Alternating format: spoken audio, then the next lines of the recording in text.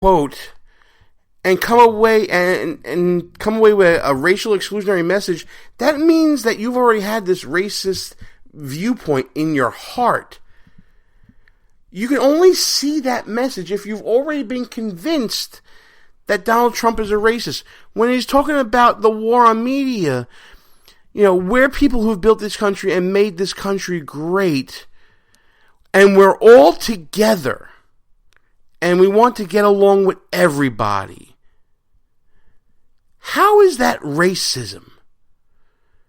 How in the world is that racism? Unless you already see race in your life as being that prevailing factor in your life that runs everything. If every time you hear a white person is talking about we, and you only think it means white people, there's something wrong with your point of view. I just had to get that out there, folks, before we moved on to our final little discussion here. And that's a discussion of a past buffoon of the year who unfortunately is now down on her luck. Does not have a job anymore. Her life has been ruined. And yet she still remains a buffoon in the eyes of very many. And I have a great deal of sympathy. I'm talking about Rachel Dolezal, who has been the butt of many jokes on this show. This is the woman from Spokane, Washington, who was a high muckety-muck at the NAACP in that area. And oh, by the way, she's been white the whole time. And we had a lot of fun with this, but there is something deeper going on here that I really feel a lot of sympathy for. And that's something that I think we all need to recognize. We joke around that liberalism is a mental disease, is a mental disorder. I know Mark Levin likes to say that. I know Russ Gallo likes to say that. We miss you, pal. I need to get you back on the show. Life sucks on here without you.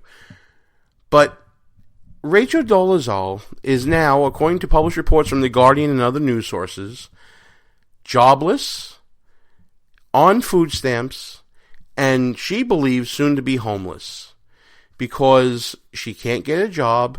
Her credibility apparently has been ruined. She's mocked by white people. She's hated by black people for pretending to be a black person when she's really white. And yet she clings to this idea of being quote-unquote transracial. Now, in this world of PC and moral equivocation, and everybody is inherently who they are and what they are, and if you say you're this, then you're this. If you say you're transgender, you're this. If you say that you're apparently black, then you're black. This is the perfect case to show that liberalism is a mental disorder, but this is also a mental disorder being exploited by liberals. This woman, who clearly has something playing in her brain, and credit to The Guardian for outlining her entire story of, in my opinion, an abusive family life growing up, and escapism into a culture that was not her own, and then a use of that culture to get to where she wants to get to, and even exploiting her own whiteness and claiming discrimination against a traditionally African-American institution like Howard University.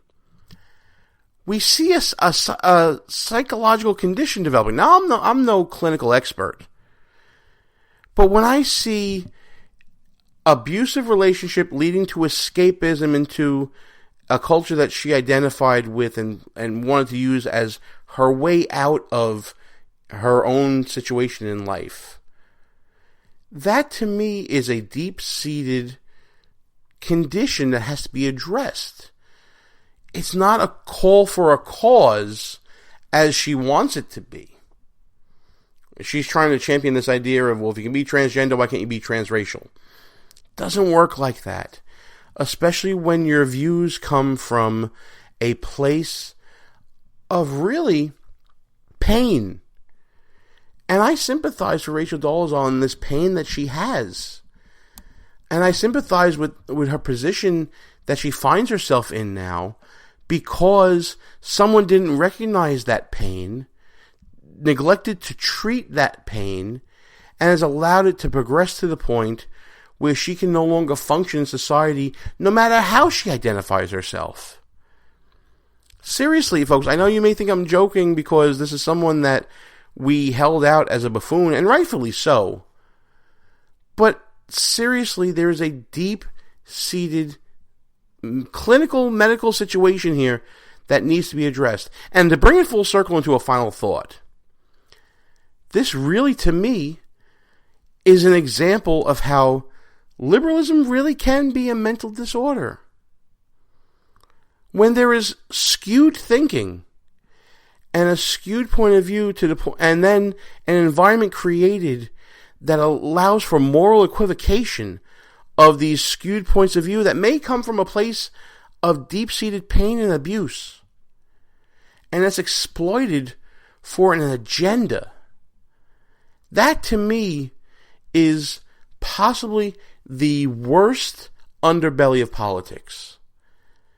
And I just want everybody to remember that when we make fun and we make jokes and we bring, unreasonable situations to light, like Rachel Dolezal, like Sean King, that other Nimrod that writes for the Daily News and all that. Let's remember that there is something deeper going on with people. And while we are right to point out and to call out this lunacy for what it is, we must not lose sight that these are human beings with families that are affected and probably are hiding some secret pain in their life. We all have that in our lives. And I guess I'm calling for a little bit of civility when it comes to dealing with these people. And maybe Buffoon of the Year didn't really recognize that pain because it didn't really come out. But now that it's out there, let's recognize it and let's see what we can do to help this person. Whether it's give her a job or, find her a way for her to receive treatment for all these deep-seated issues with her family and how she used, another culture and so-called cultural appropriation to escape. I don't believe that there is such a thing as cultural appropriation, folks. I think we're a melting pot and we take the best of everyone and we put it all together and make it America. But I think this is an example for us to take pause in what we do, especially on this show and especially in our life. Yes, Rachel Dolezal, horrible person for trying to, deceive everyone. But it comes from a place of pain. We should recognize it. And maybe we should do that with people from all walks of life when it comes to how these skewed political ideas come about from a situation that is really regrettable. And I think I'm going to leave it at that. I want to thank everybody for listening to the show. And, listen, my ramblings here and there, I know I can get a little out there, folks. But I appreciate you listening to all of it. Next week, we'll be back with more fun stuff, some interviews, some good commentary, and I'm hoping some Russell Gallo. But until then, from the People's Republic of New York, Gene Baradelli behind enemy lines, time to shut this sucker down. And we are out of here. Good night, folks. Our position has been compromised. It's time to roll out.